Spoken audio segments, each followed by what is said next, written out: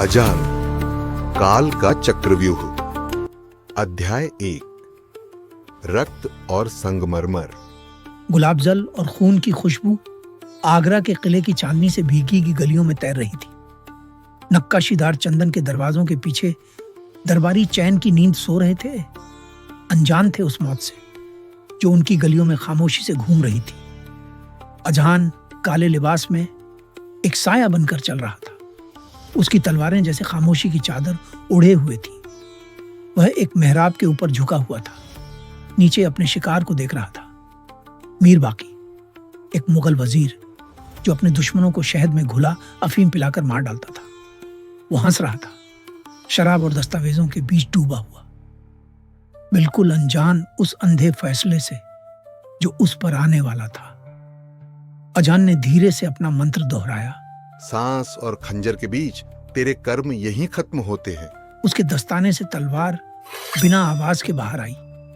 एक छलांग, एक चमक और मीर बाकी की सांसें वहीं थम गई। अजान उस जगह से ऐसे गायब हो गया जैसे आया ही ना हो। सुबह तक भाईचारे ने एक और जीत दर्ज की थी, मगर अजान के भीतर कोई संतोष नहीं था। वो आगरा की मसालों से भरी बाजारों से होकर गुजरा, मन में अंधेरा लिए। हर हत्या अब उसे और खाली कर रही थी। सल्तनत भीतर से सड़ चुकी थी और हर जान की कीमत अब बस एक और बूंद बन गई थी उस सड़न के समंदर में। तभी उसने उसे देखा। जामा मस्जिद के बाहर एक ऊंचे चबूतरे पर वो नाच रही थी। उसका घूंघट नागिन के फन की तरह लहरा रहा था और उसके कदम पत्थरों पर जैसे आग जला रहे थे। वो नाच नहीं रही थी, लड़ रही थी। लोग चुपचाप देख रहे थे, अजान भी।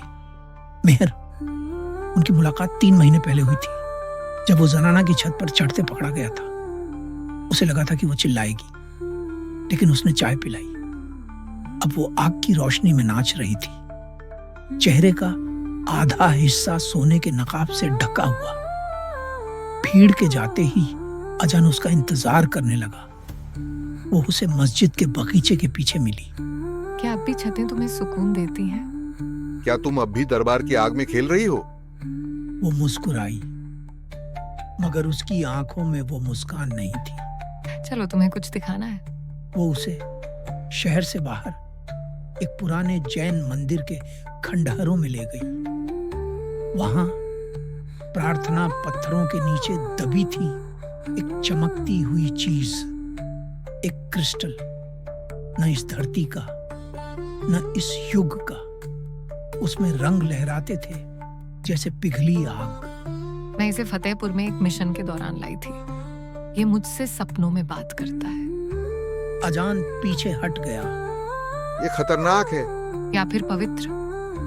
अगर हम चाहें तो इसके जरिए सब बदल सकते हैं, इस जुल्म को खत्म कर सकते हैं। अजान ने उसकी आंखों में देखा। वहां उम्मीद नहीं थी, भूख थी। तुम नहीं जानती तुम्हारे हाथ में क्या है मेहर। ये आजादी नहीं, अराजकता है। तो फिर दुनिया जल जाए अजान, लेकिन उसकी राख से हम कुछ बेहतर बना सकते हैं। अजान ने क्रिस्टल लेना चाहा। उसने तलवार खींच ली। एक छोटी सी मगर तीखी टक्कर हुई और फिर दोनों दूर हो गए, गहरी सांसें लेते हुए गुस्से में। क्रिस्टल और तेज चमकने लगा। आसमान में तूफान गिराया। जमीन कांप उठी। कुछ शुरू हो चुका था। शायद किसी और जन्म में वो बुदबुदाई, हम एक दूसरे को चुन सकते थे। और फिर दुनिया टूट गई। रोशनी फट पड़ी। समय चीख पड़ा और अजान समय की धार में गिर पड़ा। अजान ने आंखें खोली।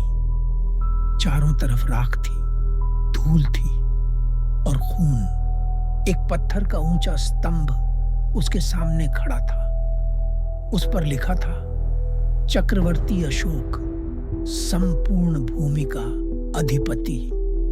मगर सामने जो था वो कुछ और ही कहता था।